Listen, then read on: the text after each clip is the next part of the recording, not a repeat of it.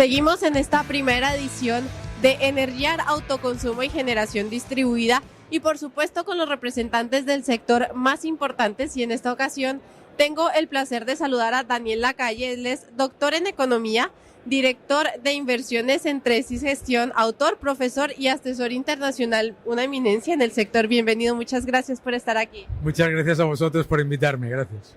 Daniel, empecemos un poco con tu experiencia, hablando de cuál es el panorama del autoconsumo en España y cómo ha impactado al país, para bien o para mal.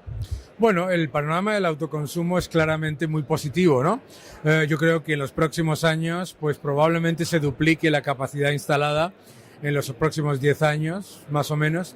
Creo que hay una tendencia muy positiva en cuanto a optimización, en cuanto a las instalaciones, en cuanto a los diferentes productos. Se está adecuando la oferta a los clientes de una manera muy detallada, acercándose mucho más a las necesidades de cada familia, de cada persona o de cada empresa.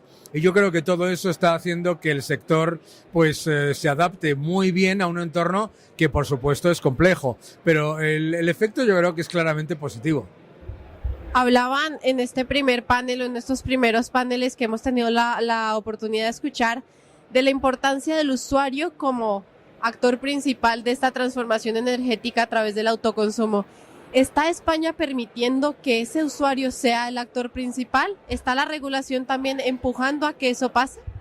Bueno, yo creo que los que se dedican al autoconsumo saben que la regulación no va a ser siempre lo facilitadora que debería ser, por una sencilla razón. El sistema eléctrico es un sistema integrado en el que hay toda una serie de actores y de intereses gubernamentales que hacen muy difícil descentralizar. La descentralización no le gusta a los gobiernos, entonces se está buscando una especie de entente cordial entre la desagregación y la descentralización y un sistema eléctrico 100% integrado. Y claro, eso es muy complicado. Por lo tanto, la regulación no siempre va a acompañar. Y yo creo que las empresas de autoconsumo son muy conscientes de ello. Yo creo que saben que hay una serie de incentivos que son interesantes, pero también saben que los gobiernos siempre van a tender a hacer una especie de tabla rasa para que no haya un impacto demasiado grave sobre sectores, digamos, lo que se llama en la política sectores estratégicos, ¿no? Además, también han mencionado mucho que hay una serie de cuellos de botella que no están permitiendo, mencionabas tú algunos en la regulación, pero hay una serie de cuellos de botella que no están permitiendo que esa aceleración al autoconsumo pues sea la que debe ser. ¿Cuáles serían los que tú enumerarías y cómo resolverlos? Bueno, los mayores son los permisos, ¿no? El proceso de permisos es molestísimo, lento. Luego, por supuesto, pues hay toda una serie también de barreras regulatorias en cuanto a lo que puede hacer una persona en su propia casa, ¿no? Que a veces cuando viene uno de Estados Unidos les sorprende, ¿no? Que tu propiedad privada no es tu propiedad para, por ejemplo, pues hacer una instalación como que pueda ser adecuada a tus necesidades dentro, obviamente, del respeto a los vecinos, ¿verdad? Entonces yo creo que son fundamentalmente las trabas burocráticas. Y luego no podemos olvidar que también el sector tiene una enorme carga fiscal, directa e indirecta, ¿no? Que obviamente pues hace que esa competencia y que esa implementación de lo que sería probablemente un sector pujante sin la más mínima duda en un país como España, pues vaya más lenta. Va muy bien, pero va más lenta, claro. Además, quería también preguntarte, cuando hablamos de autoconsumo, también tenemos que hablar de autoconsumo colectivo y por ende de comunidades energéticas. ¿Qué está pasando? ¿Cuál es el sector? ¿Cuál es el panorama? ¿Cómo lo definirías tú? ¿Se está acelerando una comunidad energética en España? ¿Se está quedando atrás? Yo creo que se está quedando un poco atrás con respecto a los países líderes.